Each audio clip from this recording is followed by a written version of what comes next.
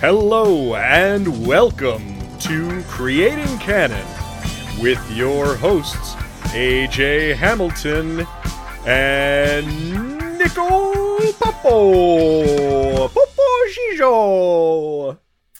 Okay. Yeah, right? I sound like a puppy, but I'm fine with that. Nickel Pop. Pop. Bum, bum, bum. All right. That was either a high point or a low point in our friendship, and I'm not sure which. I am so glad it happened regardless. Yes, me too.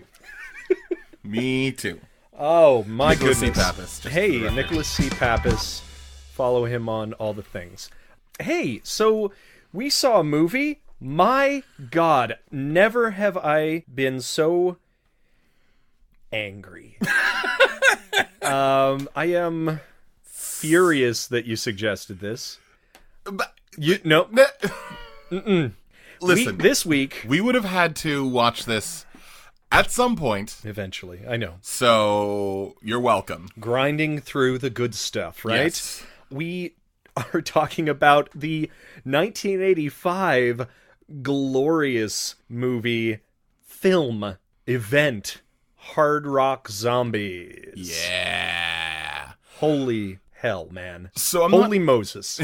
So I'm not exactly sure when the order of the podcasts will air. Sure. We might be airing out of order of recording. Possibly. But last week, one of the things we talked about was this Mm-hmm. movie called Doin' Time on Planet Earth. Yeah. And I said to AJ afterwards, I'm so happy we're doing this podcast because I found that movie to be delightful in many, many different ways. Yeah. It's not a great movie, but it was fun. And it was a thing that I would have never discovered without this podcast. Sure. This week I walked into the room and I said to AJ, I'm so sorry we're doing this podcast because it means that I discovered this movie. We had to watch this movie. We laid it upon ourselves. This is self-flagellation, We man. took on the mantle. Good Lord. And then the mantle fell on top of us. Can you tell us, real quick, before we jump into this movie, Nicholas, please tell us what this movie is about, if anything. Well, it's difficult because I watched it and I'm not sure what it's about. Yeah. But with that in mind, here is the plot summary as I have written it. Array. When a rock band goes to perform in the town of Grand Guignol, they don't expect to die, or meet Adolf Hitler, or a werewolf Eva Braun, or run into the town from Footloose, or have a couple of midgets watch their grandfather, who is Adolf Hitler, fuck a werewolf Eva Braun. But guess what? They do. And if you think this movie won't end with zombies dying in Hitler's gas chambers, think again. It's Hard Rock Zombies, and it makes no sense. Again, okay, so halfway down the page, in my notes, I wrote, "This hurts to watch." It, like, physically, I was feeling worse than I had. You know, and, like, that's just, you know, not every day is great. But this one, I just, like, at my core, I was disappointed in myself. You know, so first of all, I do want to say I use the term midgets in the plot, course. which is something that we probably shouldn't do. But this is the term they refer to them as in the movie. Correct. Yeah, you're So- only going along with the Yeah, themes the that theme they of the movie. set forth. But the other thing, and it's interesting that you say that because there was a certain point where, I mean, this movie was, I thought to myself, okay, this is tough to watch, but at least we're an hour in and everything's going to be okay. Yeah.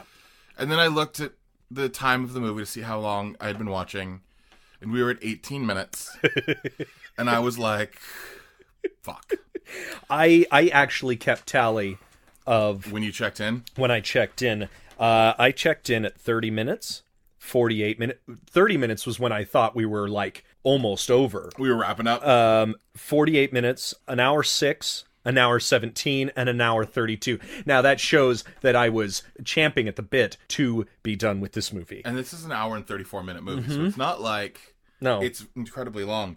Yeah, I think there was a point where I thought to myself, I'm going to give up on this movie. Sure, yes.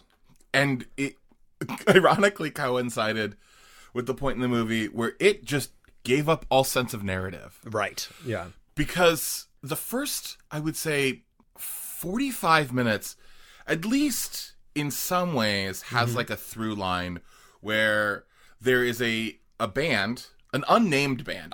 No. It's on. I paused it really quickly. Oh. The reason why I said Holy Moses is that's the band name. It's, What? Or that's the van's name, Oh because my on the God. side of the tour van is Holy Moses, and it's only shown when they drive into the creepy house the first time. Oh, because I was waiting the whole movie Oh, I know. for the name of the band. because- Because you think they would have mentioned it. Because at the beginning, it is set forth that they are sort of going on this really big, important tour, and they are trying to be discovered by a record label or something Yeah. like that. So you would think that it would focus more on the band or what the band can do. And the band cannot do much.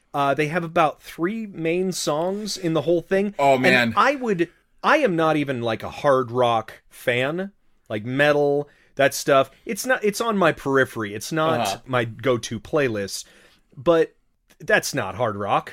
Well, I wouldn't call it hard rock, but this is definitely like of the era of hair metal bands. Yeah. I mean, I feel like, especially the song, there was one of the songs which lasted, I think, the first like oh my 6 minutes of the movie. Yeah.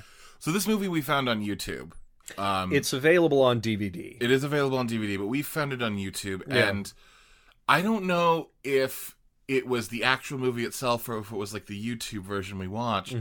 But the whole section where It they're was singing out of sync. It's out of sync. Yes. And then it would like just like stop and like with no understanding of rhythm or beat, just sort of like hop back into it. Right. But that opening song was, "You gotta shake it up, shake it up, shake it up, baby, tonight."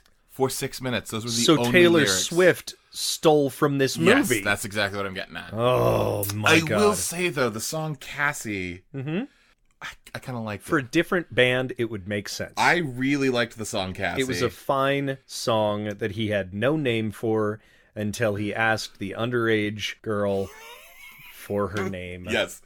And yes. gave her a ring. The weird statutory moment. Jumping back to the beginning song, they kept cutting to who turns out to be the manager of the band. Yes. I thought the whole time that he was the sound engineer because he was standing behind the soundboard, or what was trying to be a soundboard. And I was like, why are they cutting to this guy? This is very odd. That's the least of their worries in this movie. But that was just odd to me at the very beginning. I will say this. I watched this entire movie start to finish, and I only know 2 characters' names. Oh, yeah. One was Cassie because he wrote a song called song. Cassie, Yeah. where they said the name Cassie 40 times. Yep. And one was Jesse, who was the lead singer of the band, Because she kept calling Jesse. because she kept screaming his name. No. You know a couple other names. Oh, I do know Hitler Yep. and Eva Braun. Sure. Those are the other 2 names that Grandma I do know. und Grandpa. Grandma und Grandpa. Oma and Opa. Oh, Holy crap, shit. man. So I was looking online and somebody was comparing it to a trauma film. And in a way, with less gore and less boobs. with less gore, less boobs, and less coherence. Yeah, I would I've seen say. some trauma films that are about as coherent as this. Fair enough. But there is a lot But- of the weird, like, cutting around and different styles of editing for different sections. And it's so disorienting. Yeah, 100% agreed. Something that I think is fascinating about this movie was the director, Krishna Shah, Yes. was going to make a movie called American Drive-In. Sure. And it was a movie that takes place at a drive-in. And Hard Rock Zombies was supposed to be the shitty drive-in movie that was supposed to take place on the screen Right. during American Drive-In. So it was essentially going to be something that had no context or need for a beginning or end. Basically. And they Yeah. shot 20 minutes, and they looked at it and they were like, you know what we could do is we could make this a full-length feature on its own. Well, I think they got more funding, right? I think they may have gotten more funding perhaps. to make both movies. Is that what happened? I believe so, yeah. So this was a 20 minutes of an idea that was then stretched out to be a feature-length film. Do you think it ended with the crazy cannibal family killing them and then that was it? I have... What do you think in this was the 20 minutes? I'm assuming all the crazy sensationalism part where, like, Hitler stands up and Oh, is and like, then they I had am to, Hitler. like, just tie it all together? Yeah, because I think probably what happens in America, because I haven't seen American Drive-In, but my guess is the whole thing takes place over the course of a night at American Drive-In, and we only cut in bit by bit every now and then. And you're like, what could this movie possibly be? What could this crazy movie be? Because I did that. I skipped through on YouTube seeing if this was even a full-length movie or anything like that. And it still makes no sense, but it made no sense at the time. I was like, well, these aren't the same characters, or this isn't the same movie. It can't be, or they're vignettes, or they're like chapters of a weird. Yeah, I'm assuming what they did was they shot like the most sensational, like anything that was super sensational in the movie. Hard Rock Zombies. Was the stuff that was shot for American Drive-In. And then all of the other stuff that wasn't sensational was the fill-in to make it like an actual narrative. Yeah. The threads connecting it. Yeah. Which is a tenuous word at best. I mean, because... Tenuous. So I'm just going to kind of blast through like the first 40 minutes, if you don't mind. Just I suppose so. Put it together. So like the movie opens up with this girl picks up two guys in a car. They go to a river where she gets naked. It kind of started like Naked Cage. It did, actually. Absolutely. Yep. And then she kills these two dudes in the river. But didn't it look like she drowned them, and yet blood was coming up out of the water? Yeah, I had that same question. Sure. While the two little people watched with the guy taking pictures, because there was a guy who loved taking pictures of people dying. Yep. They were all over the house. She then... After they pull the bodies out of the water, she cuts off the dude's hand. Yeah. And she holds it to her mouth and she goes, I want to hold your hand.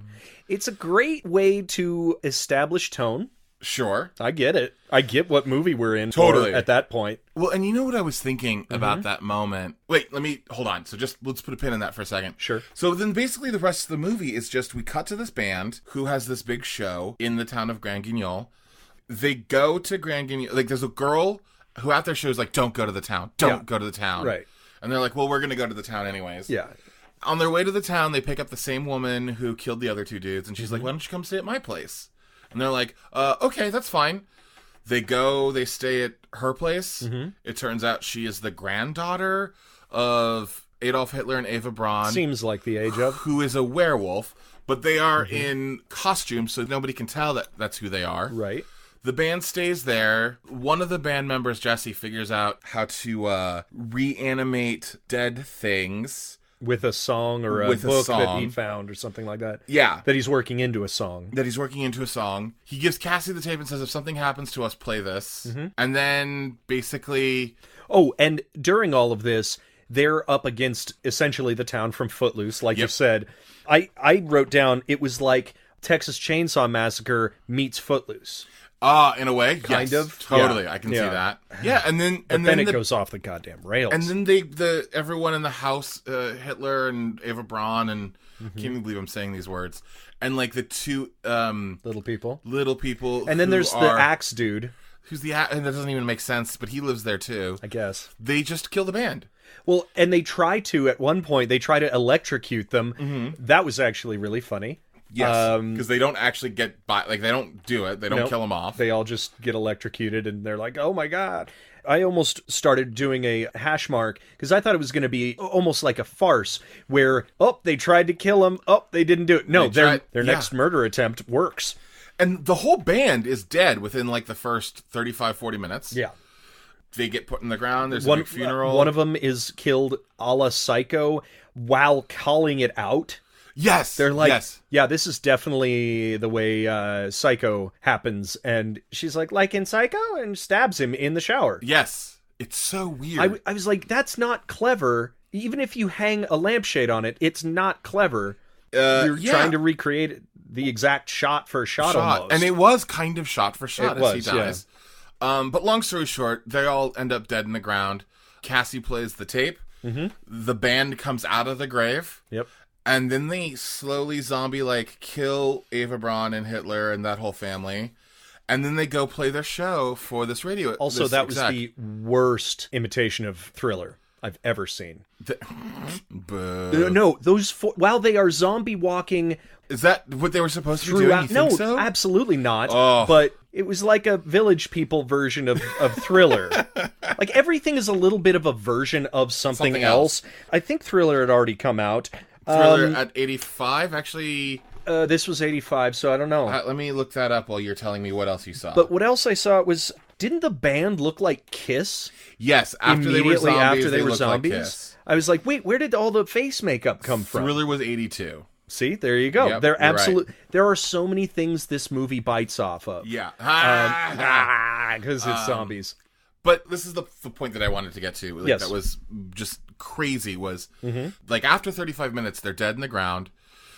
And then 5 minutes from there, so for like 40 minutes, they've come up, they're zombies, they kill everybody, and then they go to their show. Yep. So the next Which has been outlawed. Yes, the show has been outlawed, so it's just them and the record executive. The record executive. And something that really disappointed me at that show was that it wasn't like, Cassie, you are... like, no, they were singing completely normally. They were fine. They were not zombified voices. Yeah.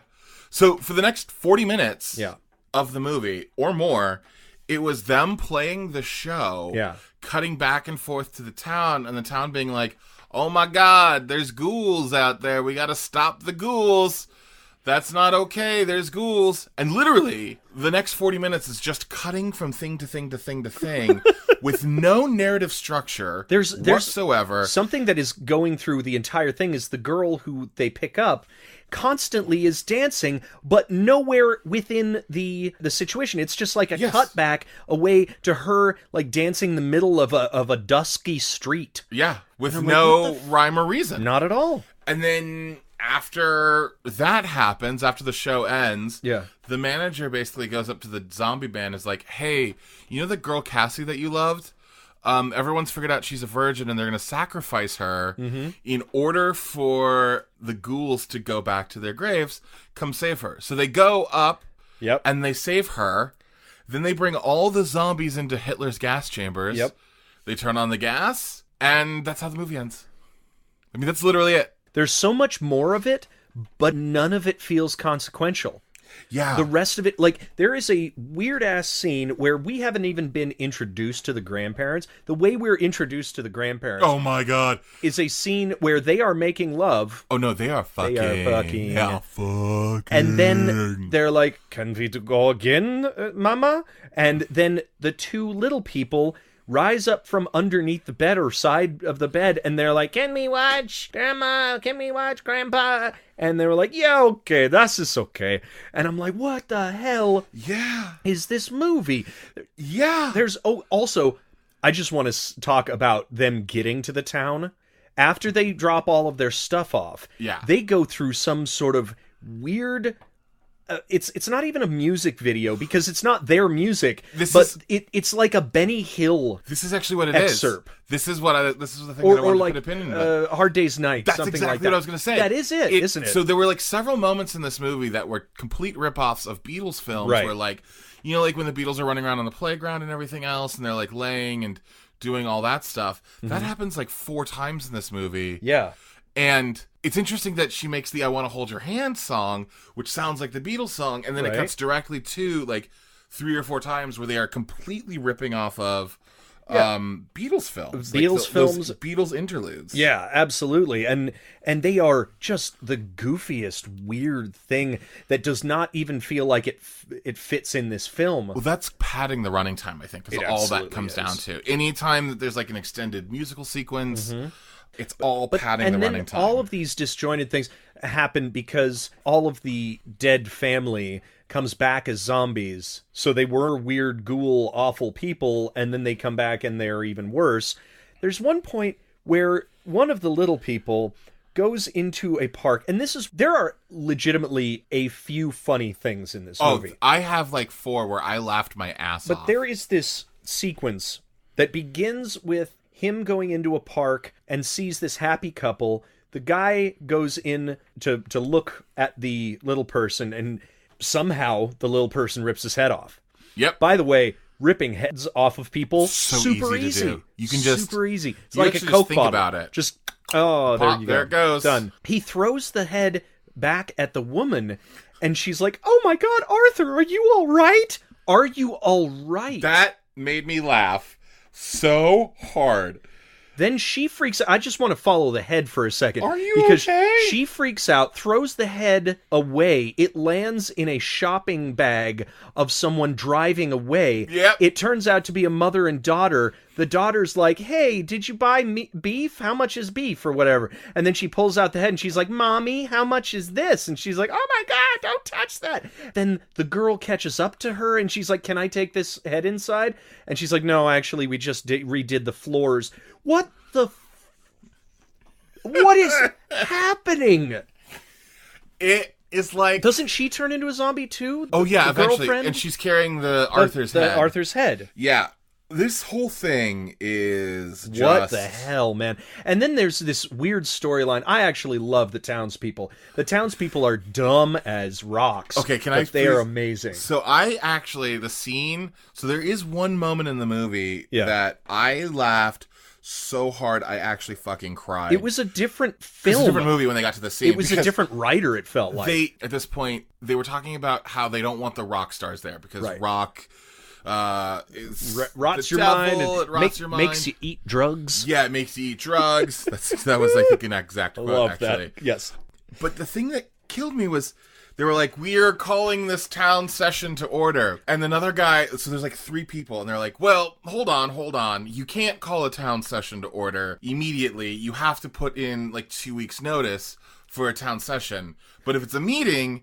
And they get into this like 5-minute conversation semantics of, is it a meeting or is it a session? And then he's like, "Okay, let's vote. Let's hold a vote. I not abstaining." And then he's like, "And I can't remember what my vote was, so I guess we're gonna go along with it." I laughed so hard, so weirdly clever. Well, because it feels like, it feels like the bureaucracy of, like, if you've ever been in like a corporate meeting, or if you've ever watched any sort of like town politics, this is exactly what it's like. Is everyone's like beholden and slavish to the gavel and to the gavel and to like the stupid ancient rules. Yes, and that whole section. Yeah. If this movie was just that, I would have loved it. Well, we were talking about before. It feels like a Mel Brooks scene.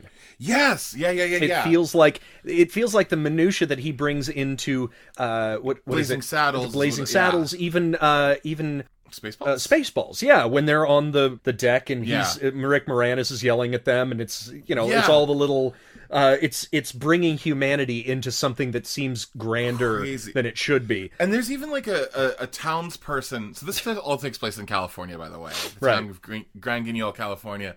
There's a townsperson who's like Creole, like, but a little extra French. Yep. And I mean, I thought this was actually really funny too. He was like, he said something to the effect of like, "We have to find a origin for death." Well, and he also said the same thing with Wenham. The Wenham and the origin. And they're like, "What's a word? What are you saying? Virgin. No one who has sex." And they're like, "Oh, virgin." Which, and then that had a great line of like, "They did it in L.A." And someone quips, "Wait, where do you find a virgin in L.A.? Yeah. Which, those moments were, I mean, they had to have had somebody like punching up the script on the day. Yeah. Or like those were ideas by the actors or something, because this was not a clever enough script to have those lines in it. Well, and especially the other thing, so there's a different set of townspeople who have realized that they are zombies. In some factory, and zombies. Yeah. And they call them ghouls. They don't call them zombies, but ghouls. Even though it's in the title. I know, right? Just use it. Ghouls are mindless, so the thing that they hate the most are heads. That was so fucking funny to me. It was so weird. So they have these gigantic heads of like Marilyn Monroe and Jimi Elvis, Hendrix. I wanted to know if there was more behind the choices of heads. That's interesting. I don't know. They were pop all dead icons, at that time. Musically inclined stuff. I don't know. But so the townspeople walk out with these giant heads amongst this gigantic zombie horde, and they're like, "It's working! It's working!" And then the zombies hear them and just like pull the heads down and, like, eat them. And then they take the heads. The zombies. God. The zombies take the heads, pick them up, and then go back to the factory. And I wrote down the line. Oh, God, what was it? As they lower the fake heads and they are going to attack this guy. So the guy they're attacking, just to be clear, is was the guy guy who had the idea. Who had the idea that zombies hate heads. Because he had, like, read a book about it or something like that. And he says, "Don't believe everything you read." And then he's attacked and then he's killed. eaten. There's some real genius in this. There is. God damn it. Why? Like, usually I like analyzing movies because it makes me appreciate them more. This one you're mad that you're this appreciating one I'm his mad moments? that... Yes, exactly. Well, I also am questioning, I have to be honest, when it comes to the town people, was it also because it felt like we had been kicked in the face so many times? Like, yeah. And, like, they kept feeding us shit sandwiches filled with razor blades and hypodermic needles. Right. That when they gave us a shit sandwich with no razor blades or hypodermic needles, we were like, you know what? This shit sandwich is pleasant because it doesn't cut my mouth. I went up one level in hell. Does Fantastic. Could that be what happened here? I think they dulled us so badly. So we were talking about it's mashing shit together, mashing a lot of different, some blatant ripoffs, some homages, some stuff like that. You know what I realized this is? What? This is Scary Movie 15 years before it was ever made. Huh. Like, on a shit-ass budget and no famous people in it. Well, now that you think say about that. It makes a lot of sense considering where it started. Yeah. It was supposed to be making fun of the drive-in movies of the 70s and 80s. Sure. Which is where we get, like, a lot of those grindhousey things. Yeah. You know, and She-Wolf of the SS. A lot of grindhouse stuff just grabs from other things, steals from other movies. But I mean, I was getting specifically at, like, Sure. there is a whole, like, Nazi subgenre of grindhouse films where it's like Nazis are werewolves. Of and course. like, even in the movie Grindhouse, Rob Zombie made a fake trailer that was making fun of that. Of course. And that has got to be straight from... I wonder if Rob Zombie... Hard Rock Zombies. Rob Zombie. Ava Braun, a werewolf. Yep. And then the werewolf women of the SS. Mm-hmm. But, like, long story short is you're right, but it's not of popular Not in that horror genre, movies. no. It was specifically making fun of B movies. Yes. And that's interesting that you bring that up because in some ways you would think it'd be funnier or more put together. Yeah. And not just a victim of the genre itself. Well, but again, like you said, it was slapped together. So I think the moments of brilliance were the decisions after the skeleton had been made of the movie to be like, let's stitch this together a little bit with some cleverness. With some interesting moments from better movies. I'd be curious to know what came first because, like, in some ways, like the Psycho thing would make sense if it's just a thing that you see in the background or a thing that you would only see a minute of. As part of another movie. But because in and of itself, that would probably be a funny beat. In another movie of like, this is just like Psycho. But if you think about it, I mean, I'm remembering those movies, like superhero movie, date movie, all of those different things. There's varying degrees of good in those, but some of them are, we just ripped this entire bit from this movie, and we're not going to even make a joke about it. We're just going to do that. Yes. So I feel like it did run in that vein of like, yeah, we're just blatantly going to steal this. We don't care. Yeah, but I guess what I'm saying, though, is like, I think you're right, but what I think is fascinating is it's only based off of the reverse construction. Right. And what I mean by that is, originally, like, if this was supposed to be a narrative film start to finish the whole time, I don't think they would have done that. I think they only did that because that's essentially the only bits you were going to see in an actual, in the movie American Drive-In. Sure. So that's why they're using shorthand craziness to do things like, this is Psycho, meh, meh, meh, because when that's the only thing you're seeing in American Drive-In, that's probably funny. When it's part of a narrative, you're like, that's fucking dumb. Can we just talk about the statutory rape for a second? Element. No. Do we have to? We don't, but like, that girl was like, what, 14 maybe? 15? It seemed like it, high school age. Yeah, and like, the dude was old. Yeah, he was trying to be 30, but was failing at it. And what was weird about it, too, was, like, they make it very clear early on in the movie where the manager is like, hey, we need you to pose with women to make you more attractive to women. Yeah, and he was like, I don't want to fucking do that. I'm all about the music. Yeah. It's gross. And then he sees like a 13-year-old and he's like, sup, girl? And I am into you. And also all of them sort of felt like they were being forced to take pictures with them. And then they're in the bus like the next day and they're like, think about all the great poon we're going to get in the next town. I was like, what the? Choose a lane. Yeah. Guys. What is your purpose here? That was odd. That was definitely odd. Did you see there was at least 3 times that I counted like whole scenes with the boom mic just hanging in frame? Oh, sure. Yeah. No, absolutely. I was like, yeah, I guess. I wonder if that is one of those things where, just follow my logic on this one for a second.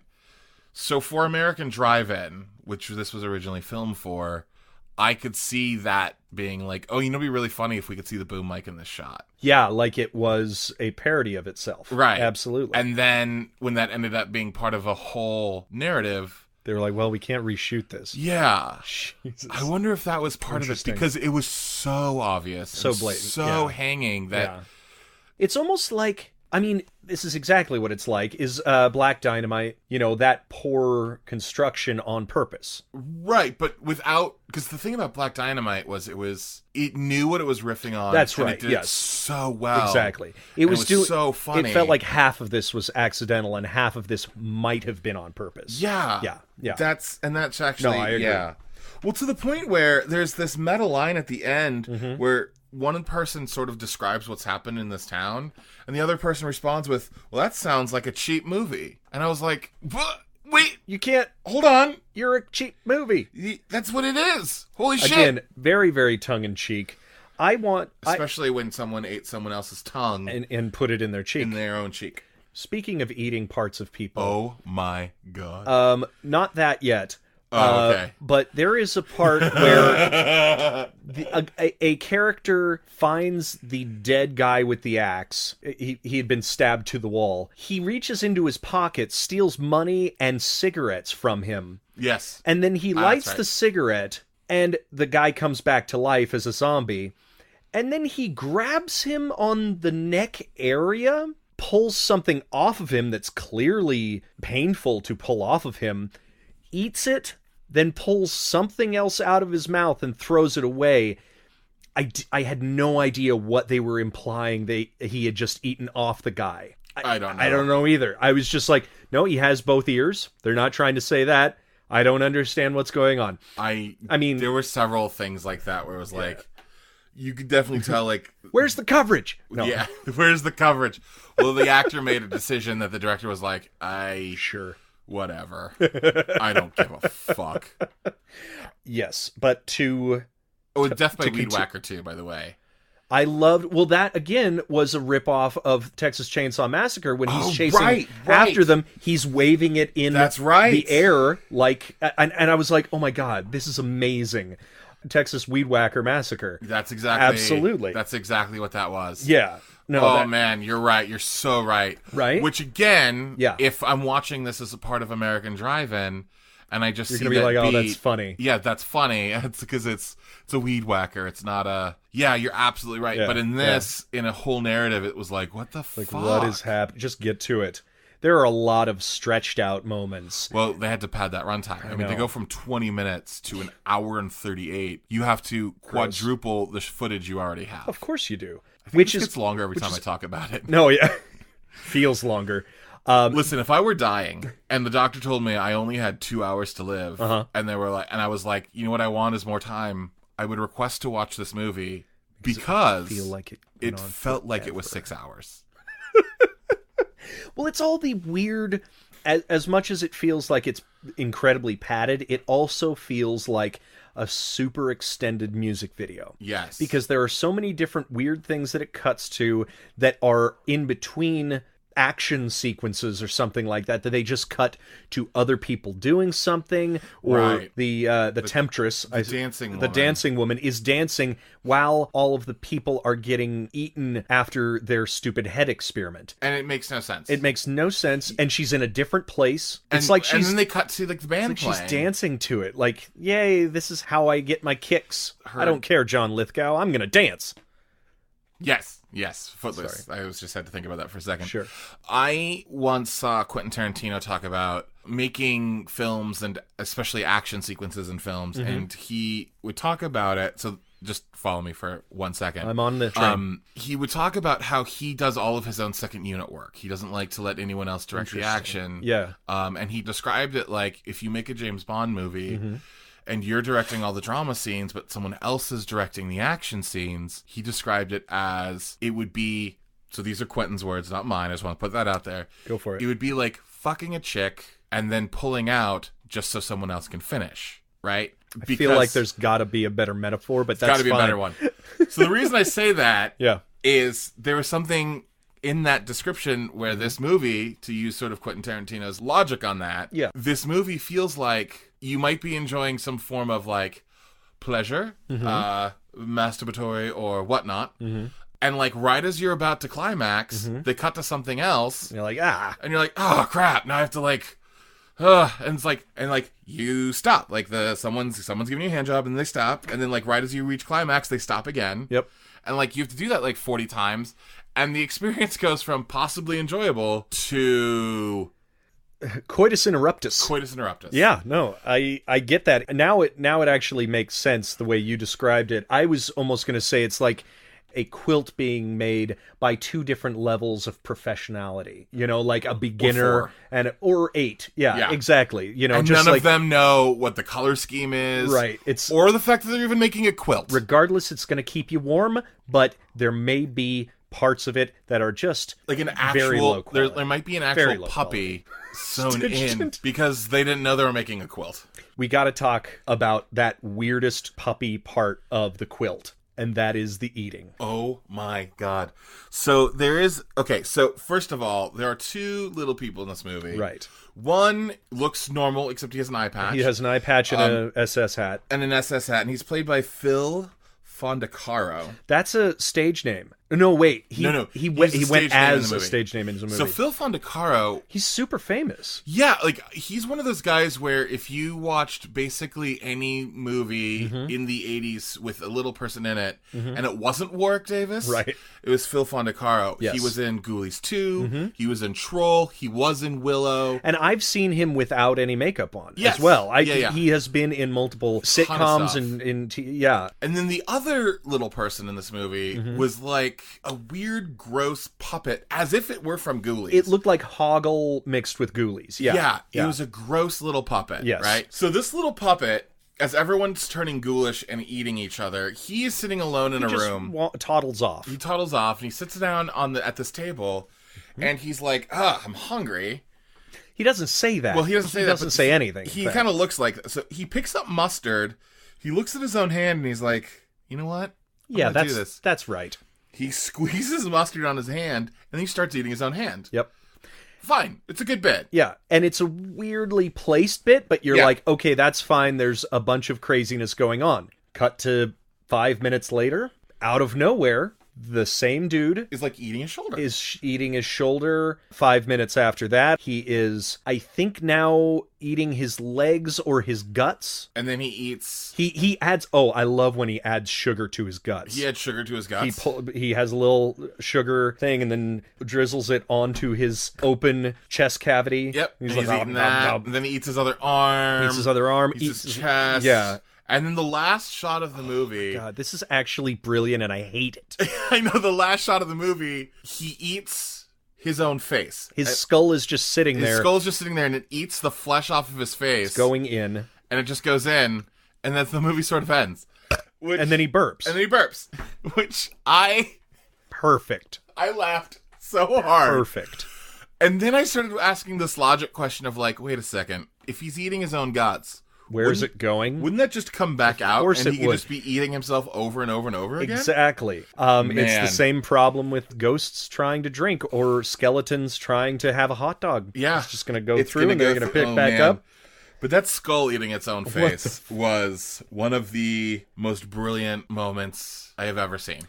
I hope that the people who are listening to this have seen this movie. Yeah. Because I know that we were having we've had difficult times describing other movies, but this movie sounds like a fever dream of a madman. Yeah, actually, the more we talk about it, the more I'm like, did we watch a movie? Yeah. Or did we do LSD? Right. We didn't really even touch on Hitler, and Hitler is kind of a big deal in this. Yes! We didn't even touch on the fact that a townsperson finds a dead 80-year-old Ava Braun, and what he decides to do is squeeze her breasts. And then is undoing his belt. Yes. When she turns into a werewolf. And eats him. It was... I have a question. What did 40 years mean? I have no clue. I know it had been 40 years since the end of World War II, but he was like, finally, 40 years have passed. There was just a light on the table that turns red. Just turns on. And he goes, finally, 40 years have passed. And it's like the movie light in Mystery Science Theater 3000. It's just, we got movie turn it on. What? I was actually wondering the same thing. Like, if it had gone more into that, if it had become a more structured movie rather than a less structured movie, I would have been like, hey, I mean, it's not like they're not demonizing Hitler, so that's fine, be the bad guy. He's been hanging out in California for the last 40 years. Sure. But it didn't make any sense. He was like an interstitial in the middle, and then they were like, yeah, I guess Hitler's around for the rest of it. His only job is to introduce the fact that this is a crazy family, but also that there is a gas chamber in the basement. Yes, that all the zombies... Again, I think that has to go with... I mean, I shouldn't be making excuses for this movie. Don't. But I'm assuming what it all comes down to is all of those moments... Yeah. Were things that were supposed to be for American Drive-In. Because there's a shot where, like, that thing buzzes, and that's when we should clarify, because at that point, he's just looks like an old man with, like, a huge mustache, and, like... Oh my God, that scene. And he... bonkers. And like, all of a sudden, a red light blinks, and he's like, finally, 40 years, I could do what I've always wanted to do! And he takes off his... Like, wig. It's Mission Impossible. He rips off this, like, the mask. And he has a mustache. And he's Hitler underneath. Like, the Hitler that we know and hate. I mean, an 80-year-old Hitler, but yeah. And I'm assuming, again, that for American Drive-In, that moment would play well. Because it's weird. Oh, yeah. And there doesn't have to be a context. It doesn't matter what the context is. But because they tried to, like, throw context on top of it, it never actually pans out. Can I tell you something? Sure. I never thought in the beginning of this experience for this podcast that we would talk so much about Hitler. Maybe some, but not this much. Just saying. Good point. Yeah. I can't argue that. This is weird, man. This is weird. This whole movie was weird. Look. What the hell? So let me ask this question. Okay. Because I'll answer it. It's really hard to, like, even put a fingerprint on this one in that would you recommend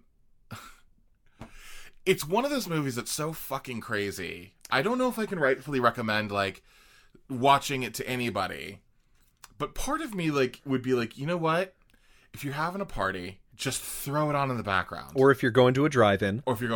See? But if you're having a party, just throw it on the background. People can, like, stop and, like, watch a minute, and then be like, what the fuck, and then move on. Yeah, it's definitely one of those things that is almost better without the sound, because it's just like, what the hell is going on? Yeah. No, I don't think I would, because I think it's a very specific type of taste.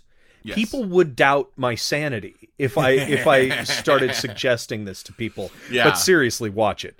It goes all over the place and is deathly boring in certain parts of it. I mean, Cassie, I will agree with you. That is the better of the songs. Right. But the uncutting nature of some of the scenes and, like, the musical numbers other than Cassie are unbearable for me. Yeah, well, I was like, I hate this. We watched Rockula. Yes. And I actually was engaged in a lot of those things because there was character behind it. Now, let's say that most of the characters in the band are not likable. I literally remember no one's name. The only guy, Cassie and Jesse. The manager dude is actually more sympathetic as a leading man in the whole thing. He ends up being the leading man. He's like, he's the one who survives. Follow. Like, I don't even care about the zombies after they're dead, or I didn't care about them before they died. That. You know, this is one of those things where usually the way AJ and I do this podcast is we come over to AJ's house.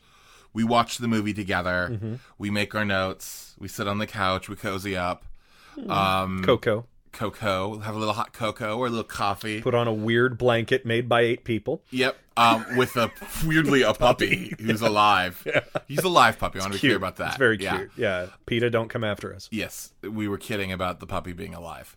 But, yes, that's about there being a puppy. Wink. And we watch the movie together, and we sometimes comment, sometimes don't. Yeah. But then we record. So for this movie, something happened that we had to watch it separately. Sure. I know you're worried about hearing how the sausage is made, but the point that I was getting at is I wonder if some of the movies that we've enjoyed in the past, we enjoyed because we watched it together and can kind of joke about, rather than alone. And I'm wondering if our experience of this would have been any different if we would have watched it together.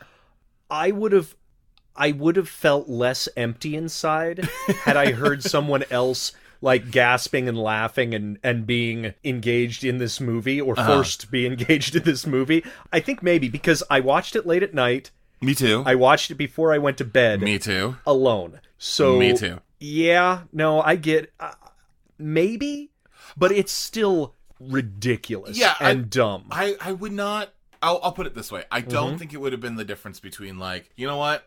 I love this movie now because I watched it with somebody else. Right. Well, I think that's what it is. If I had to recommend it, watch it with like 3 other people. Right. Or at least another person to laugh along with stupid it. Shit. Like, oh my God, what is happening? Or you could actually have that conversation of like, what the fuck is this? Yeah. Because when you're screaming, what the fuck is this, by yourself, alone. Oh, yeah. And there's nobody to come say, I don't know either. My neighbors are freaked out. Yeah. Because I have to be honest, at some point I was doubting my own sanity and wondering whether I was just way too tired to pay attention to the plot. Nope. You know what I mean? Nope. Pretty much the same thing. But there is no plot. No, there's not. I do want to talk about the actor who played Hitler. I love this fact about him. He only had one other character that he played. One other movie. In one other movie.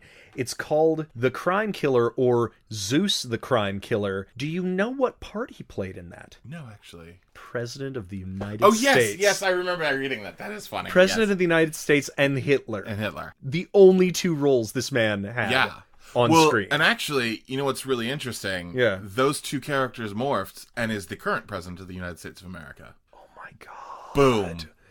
I just took Trump down. Alternate reality. Yeah.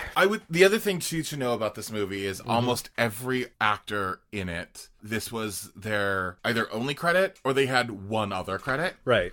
And that's a large amount. There are a few people who went on to work. Yeah. Well, the only one who really went on to work, I feel, consistently was Phil Fondacaro. Okay. And everyone else was like, because like there was a guy. There was one groupie who has been in like every CSI or whatever like that. I went way down. Oh, interesting. You went for it. Yeah, I did. Well, because like there was like a guy named Sam Mann who's been in several movies, but they were all low budget, and his 3 biggest known movies are Rollerblade, Rollerblade Warriors, and The Rollerblade 7. Those are the next movies we have to see. I know, right? I'm watching them today. But most folks have not been in a lot, and I don't want to say that's necessarily like that's not always a signal of a bad movie. Yeah. But it often can be. Well, when you see the IMDb page and like there's 3 people who have pictures on there. Yes. You might know you're in a little bit of trouble. You might be a redneck. So one of the things that should be noted about this movie is it was released by Cannon during the Go-Go Boy years. Yes, of course. The Go-Go prime years. But it was not a Cannon Films produced movie. Someone else produced it, and Cannon only distributed it. Did I see the name Steve Golan on there? I did not see that, but that could be. So, just to cut in here, yes, I did see the name Steve Golan in the credits as an associate producer. It's actually spelled Golin, differently than Menachem Golan, Golan. But he actually became an incredibly influential producer in Hollywood as founder and CEO of Anonymous Content, as well as being a co-founder of Propaganda Films. He worked with such filmmakers as Spike Jonze, Simon West, Antoine Fuqua, David Fincher, Neil LaBute, Gore Verbinski, and Michael Bay. He was a producer on many projects over the years, including Beverly Hills 90210, Twin Peaks, Candyman, Being John Malkovich, Eternal Sunshine of the Spotless Mind, Spotlight, The Revenant, Mr. Robot, True Detective, and most recently the new miniseries Catch-22. He sadly passed just recently on April 21st, 2019 at age 64. An amazing life and career from such ridiculous beginnings. All right, back to the show. So this is one of those where I would say it's more tangentially related to canon than it is actually canon, because Menachem Golan and Yoram Globus are not even listed as producers. Right. They strictly distributed the movie, and that's it. And the other thing, too, it was released in September of 1985. There is no date for release. It's just I thought you were going to say there was no September 1985. No September 1985. It destroyed that month. Taglines are, their farewell concert is to die for, and they came from the grave to rock and rave and misbehave. Right? Another tagline was, in rock we trust. Ooh. And the other one was, you can't keep a good band down. I think that's my favorite. Really? Because I kind of like... Actually, their farewell concert is to die for is pretty... Really? Because I really loved they came from the grave to rock and rave and misbehave. They didn't rave. Not in that it was a good tagline. Oh, it's just... Or it represented the movie, but it was the one that made me go, what the fuck? And it makes as much sense as the movie itself. So in that sense... That's true. The big question, AJ. Let's talk about what makes it canon. What did we learn from it? I have a few things. Unnecessarily long musical numbers. I think that's a pretty common thing. Sure. Well, I would attach that to reuse all your footage to save money. Yeah. Like, that's kind of that same thing. Like, there were so many cutbacks to three scenes before. Yeah. Steal from better movies. Yeah. Cast Phil Fondacaro. Yes. Because he's great. Absolutely. Lean into those weird moments of the meeting versus the session and what shall we call this, of the townsfolk, because I thought those were really great. You know what it almost felt like? It almost felt like a Christopher Guest improv. Yes. Didn't it? That's actually the best way. The whole townspeople felt like they walked out of a Christopher Guest film. Very much so. I think that's the best way. Even the stripper cop. Even this weird stripper, who's not actually a stripper. No, he's not. But he looks like a stripper cop. He didn't have his shirt buttoned up.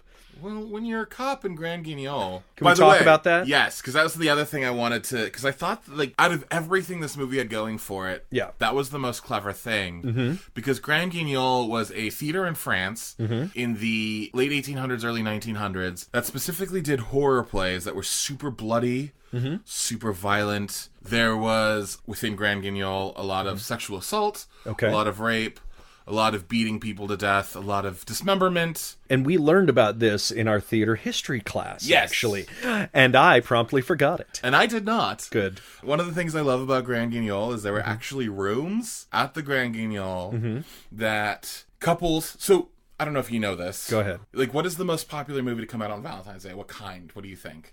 Murder movies. Yep. It's not romance, Really? it's horror movies. That's amazing. Because it makes people... heartbeat faster, they hold on to each other. Yeah. So there were actually rooms in the Grand Guignol that if couples got too horny, they can go and fuck. Oh. While still watching the play. No. Like there was like a box. There's like a window? Like a window that you could watch the play while fucking, and then you'd go back up to your seats while other people could come in and then fuck in that same room. That's pretty... crazy, right? I mean, that's knowing your audience. Totally. That's understanding the market. And here's the other thing about Grand Guignol that I think is super ironic and interesting when it comes to this movie, is that, do you know why Grand Guignol ended? And when? No and no. It was shortly after World War II. Okay. Because the horrors of concentration camps and the reality of what World War II and the fact that people like Hitler existed. Everybody was freaked out enough? Well, so the thing about Grand Guignol was like, these people don't exist, it's titillating and it's funny. When they realized that these people do exist, there are such things as concentration camps. They were like, oh, this isn't an exaggeration anymore. This is not funny. This is not titillating. Damn. This is the world we live in. And it went from being this thing we that are was the like, monsters. That's exactly right. So I think there's something ironic about the fact that the thing that killed Grand Guignol was Hitler and World War II. And in this movie, they live in a town called Grand Guignol. And Hitler lives in that town. And he killed the town. And he also, in a way, killed the town. Jesus, So, man. That is some excellent dramaturgy. Thank you. That was amazing. I appreciate it. Yeah, no, that's... yeah. I am impressed. Thank you. I do my best. It's like you did a book report on this movie. I never did a book report, but I do... No, on this movie, man. Oh, on this movie? Yeah, that's what it feels like. I am a theater teacher, so, and I do remember these things from the past, and... Sure. I also am a professional dramaturg. It's one of the things I do for work. So, like, on and on. I'm so like, dramaturgical. It's it's literally the thing I do for a living. So, Look at me. It's like, I read books. Just what I do. It's just, oh God, I'm sorry.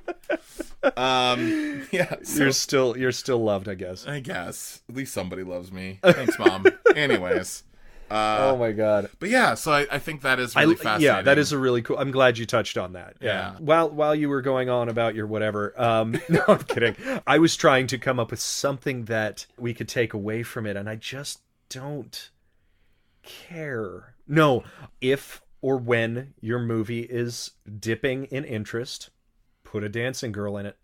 Also, have another character eat themselves. Yeah, I mean either one. Maybe if it's a dancing girl who eats herself. You know what? We'll go there later. No. That's too much, isn't it? Maybe. Yeah. I think she'd have to be a contortionist. Oh, I see. You know what I mean? That's a good idea. Good call. Yeah, I don't know. I feel like the biggest thing to keep from this movie is... Actually, the reality is, I think there is something to be said about creating opportunity... Mm-hmm. And making things happen. Because this was all supposed to be one film, and the writer and director somehow made it two. Whether or not either were successful is another story, but the fact that they just fucking did it is huge. And I also think I want to just go back to the minutia. Yeah. Living in the minutia and making that a thing. Yeah, because it's actually almost more relatable than the heightened drama of... some movies that we've seen, where it's like, oh my God, I would never act like that. I like when people are wimps or scared of a zombie attack. Totally. It makes sense. Yeah. Not everybody's going to be Michonne. Not everybody's going to be Rick Grimes. You know what I mean? Like, just coming out and just being like, I'll take y'all on, bam, bam, bam. And I'll win. Yeah. Well, you know what I was thinking about it just now, the minutia conversation about the meeting versus session feels very much like the Royale with Cheese conversation in Pulp Fiction. Oh my God, so much. Where it doesn't matter, but we are so drawn to it and it's so interesting. Yes. And it actually does reveal a lot about the characters. Mm-hmm. So, yeah, I think that's the one thing that I want to keep leaning into as far as, what did we learn from this movie? Because there's not a lot to learn from this movie. There's really not. And I also wonder, too, I want to give... Make sure the boom isn't in the shot. Exactly. That's something to learn, even if it's a bad Krishna thing. Shaw and David Allen Ball was the co-writer. Mm-hmm. David Allen Ball's only other credit was American Drive-In. And, so that's it. And Hard Rock Zombies. I want to give them a little bit of credit because I'm wondering how this movie would have been different if it weren't shot the way it was shot. If it had been planned as a full movie originally. Yeah. I agree. I think it could have been better. What they did with it was almost watchable. And that's a feat. Considering, the limitations. Also, we saw a piece of trivia about Krishna Shah. Right at the beginning of the credits, they first spell his name correctly, and then the next line down, they misspell his name. Yep. Krishna. Yeah. I was like, what? Are you serious? It was... You could copy paste? Yeah. Man? Correct the first time. Amazing. And he didn't even catch that himself. Good. Which is also awesome. And also, in case you are interested, the soundtrack was finally released in the year 2008. Neat. So if you are interested in listening to it, nope. Go ahead. No. You can't make me. You gotta shake it up. Shake it up, baby. Shake it up. Oh, and actually... Shake it up, baby. Shake it up. Shake it up, baby. Tonight! No, not tonight. Maybe later.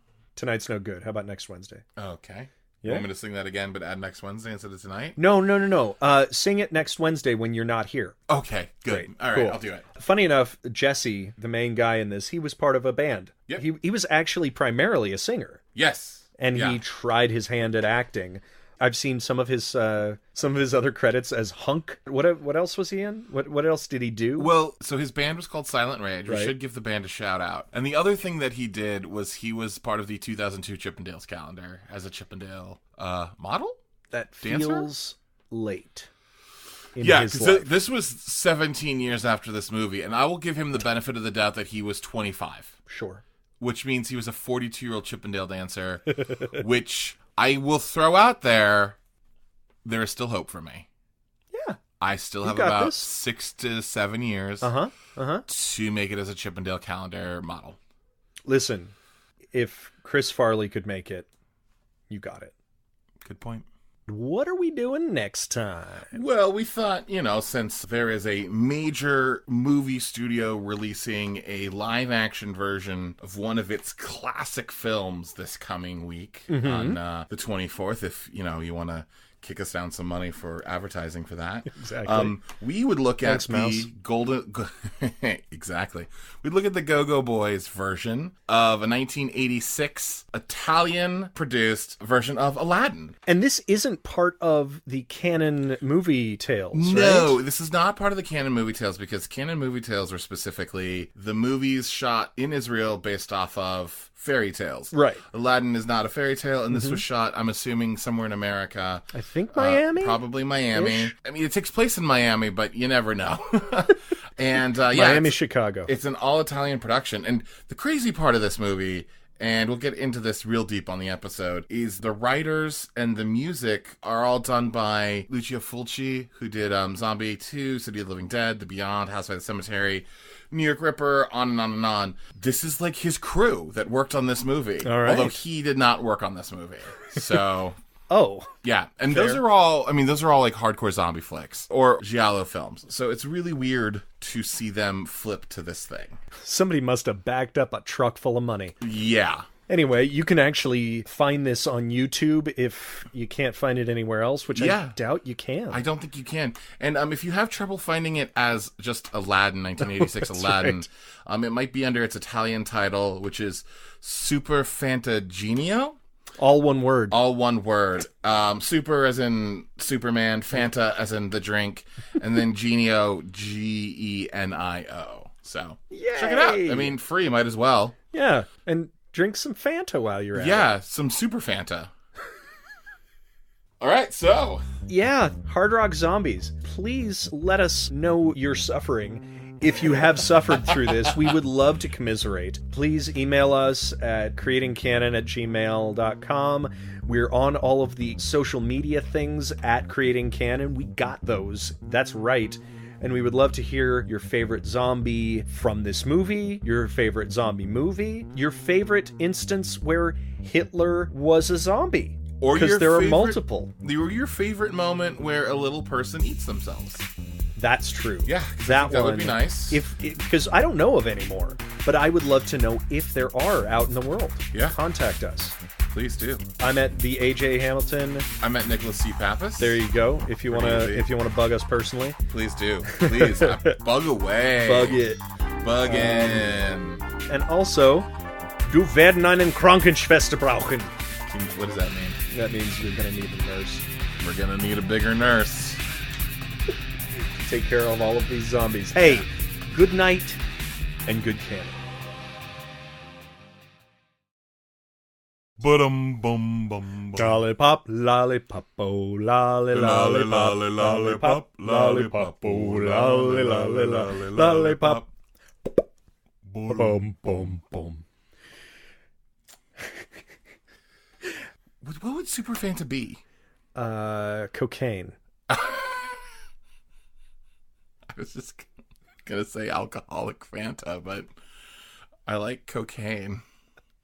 I mean, I don't like cocaine. You like the the answer. All right. Cocaine. Yeah. Oh fuck! Is my nose bleeding?